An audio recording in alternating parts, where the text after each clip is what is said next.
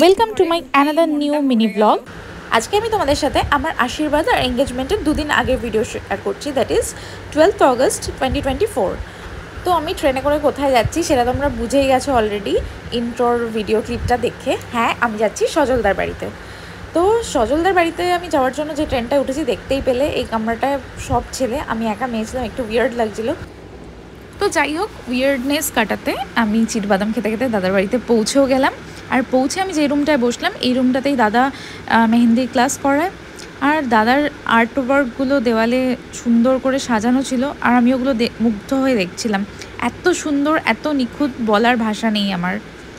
Actually দাদার পুরো বাড়িটাই খুব সুন্দর। পুরো বাড়ির তো আর ভিডিও করা হয়নি, but stair case and kitchen, washroom, balcony, এগুলো আমার খুবই ভালো লেগেছে।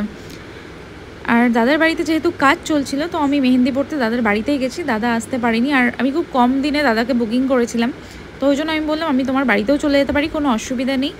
হ্যাঁ, কারণ আমার নৈহাটিতে যাওয়ারই আছে, নৈহাটি থেকে ব্যান্ডেল মাত্র কয়েকটা স্টেশন, তো আমি চলেই যেতে পারি। তো আমি চলে গেছিলাম, আর দাদার কাছে মেহেন্দি পড়াটা আমার একটা বাকেট লিস্টের মধ্যে ছিল। তো সেটাকে ফুলফিল করতে পেরে যেমন আনন্দ হচ্ছিলো তেমনি এক্সাইটিং লাগছিলো। তো দেখো, দাদা অলরেডি মেহেন্দি পড়ানো স্টার্ট করে দিয়েছে। পেছনে ব্যাকগ্রাউন্ডে একটা অডিও বুক চলছে। দাদা গল্প শুনতে ভালোবাসে, আমিও শুনতে ভালোবাসি, তো আমি শুধু রাতে ঘুমানোর সময় সানডে সাসপেন্সই শুনি। তো যাই হোক, তো এবার দাদা আমাকে জিজ্ঞেস করলো কী টাইপের গল্প পছন্দ করো শুনতে। তো আমি বললাম সাসপেন্স, থ্রিলার। তো ওরকমই একটা চালিয়ে দিল দাদা, দেন আমরা শুনছিলাম। একটু বাদে কাকিমাও আম পোড়ার শরবত নিয়েছিল, খেয়ে নিয়েছি, এত তেষ্টা পেয়েছিল, তো আগে আগে খেয়েও নিয়েছি। তো দাদার বাড়িতে কাজ হচ্ছিলো, তো মাঝে মাঝে যারা কাজ করছিল তারা আসছিল, এই জন্যই দাদা বুকিংটা নিচ্ছিল না। তো আমিও নাছর বান্দা, আমি তোমার কাছে পড়বই, এটা আমার কি বলবো, স্বপ্ন ছিল। তো দেখো, একটা হাত অলরেডি কিছুটা পড়ানো হয়ে গেছে, সেই হাতের ছবিটা তুলে সেই সিকোয়েন্স অনুযায়ী কোনটা কতটা সাইজ হয়েছে আরেকটা হাতে করছি। আর দেখতেই পাচ্ছ, দাদা যেই টিউবটা দিয়ে মেহেন্দি পড়াচ্ছিল ওটা কিন্তু দাদা নিজে পুরো বাড়িতে প্রিপেয়ার করে। এটা হচ্ছে ফাইনাল আউটকাম। তো আমি দাদাকে বলেছিলাম আমি জাস্ট রিস্ট লেন্থ অবধিই পড়তে চাই, আমি ফুল হ্যান্ড করবো না।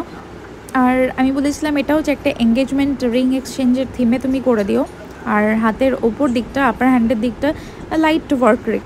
দাদা পুরোপুরি আমার রিকোয়ারমেন্ট ওয়াইজ এত সুন্দর একটা সিম্পল এলিগ্যান্ট একটা মেহেন্দি পরিয়ে দিয়েছিলো, আমার খুব ভালো লেগেছে।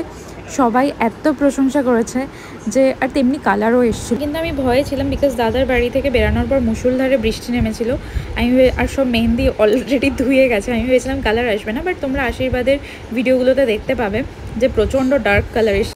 চলো টাটা, দেখা হচ্ছে পরের কোনো মিনি ব্লগে। বাই।